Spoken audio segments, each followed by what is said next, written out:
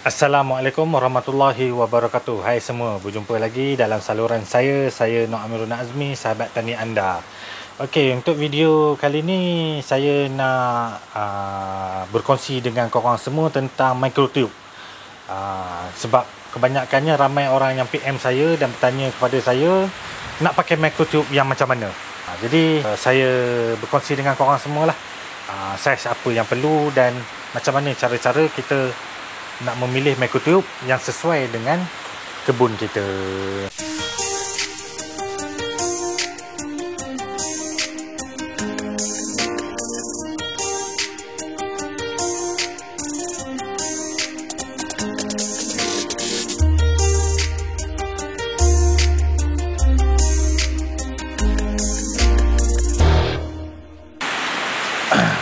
Okey, dekat tangan saya ni ada dua contoh pipe microtube yang biasa digunakan dekat bahagian perkebunan lah, terutamanya dari yang menggunakan sistem fertigasi ataupun hidroponik.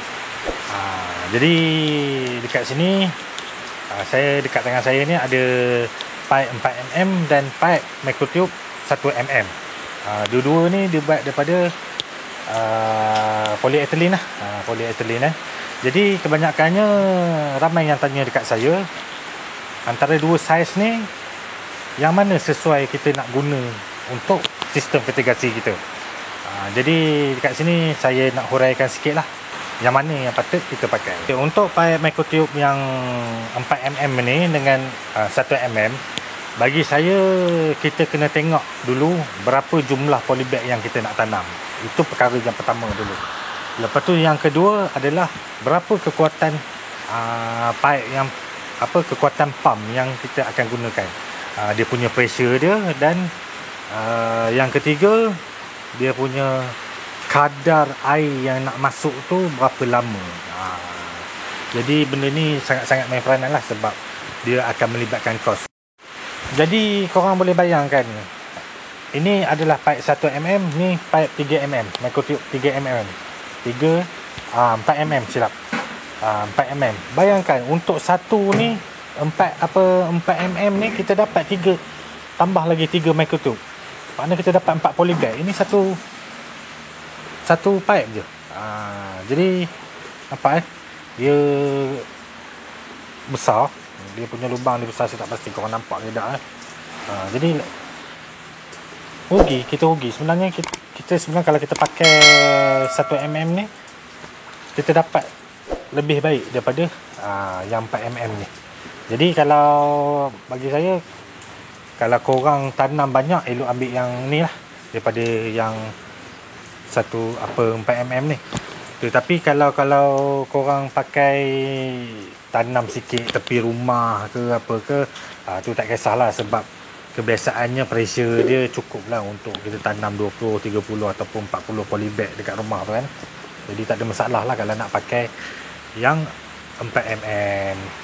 Kalau yang 1mm ni sesuai untuk mereka yang tanam secara banyak polybag dia. Okey, kenapa bagi saya saya ambil 1mm ni lagi adalah dia punya pressure dia boleh pergi jauh. Boleh pergi jauh sebab lubang dia kecil lah. Mana kalau kita pakai pipe yang saiz dia lebih kecil, jadi dia punya air nak hantar tu boleh jauh lah sebab tekanan tu hilang sangat sedikit lah sebab lubang tu kecil kan. Ibarat dia macam ada satu pipe, kalau bocornya besar air tu tak boleh pergi jauh, kalau bocornya kecil air tu boleh pergi jauh. Jadi inilah teorinya, teori orang kata, teori orang kampung lah, nak fahamkan secara ringkas dia kan. Jadi pipe 1mm ni adalah lebih baik. Okey, jadi kalau dari segi kelebihan kekurangan dia pula nak dibandingkan 4mm dengan 1mm ni adalah dari segi kuantiti air lah, kuantiti air dia. Kalau yang ini mungkin kalau 1mm ni kalau pressure lebih kurang dalam berapa PSI lah. Kalau 1mm tu dia keluar dalam seliter 8 8 liter seminit kalau tak salah saya. Tengoklah bergantung kepada pressure pump tu kan. Maksimum dia keluar 1 liter 8 minit 8 liter seminit. Kalau yang ini dia boleh keluar lebih kurang 16 ataupun 20 liter seminit. Jadi kalau kita benda tu, kalau kita nak polybag tu cepat isi, cepat apa orang kata, cepat dia penuh dalam polybag tu, kita kena pakai yang ni lah. Nak kalau banding ni macam ni lah. Jadi tengok pada korang punya kehendak korang macam mana. Jadi bagi saya yang mana lebih baik ataupun tidak, itu korang kena tanya diri korang sendirilah, yang mana sesuai nak pakai untuk korang. Sebab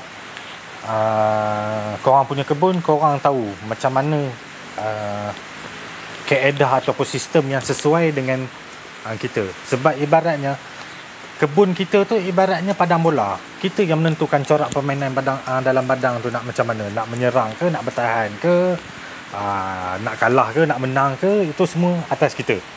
Jadi yang mana lebih baik, korang pilih sendiri. Jadi korang buat research sikit, dan orang kata tengoklah mana yang sesuai dengan korang punya cara kerja dan kos. Jadi kalau ada apa-apa pertanyaan dan soalan, korang boleh lontarkan dekat bahagian komen lah. InsyaAllah saya akan jawab dan respon korang punya komen tersebut bila saya ada ke lapangan. Jadi itulah saja perkongsian ringkas saya tentang microtube ni. Jadi tak ada apalah tambahan daripada saya. Okeylah. Saya Nok Amirul Nazmi, sahabat tani anda. Assalamualaikum.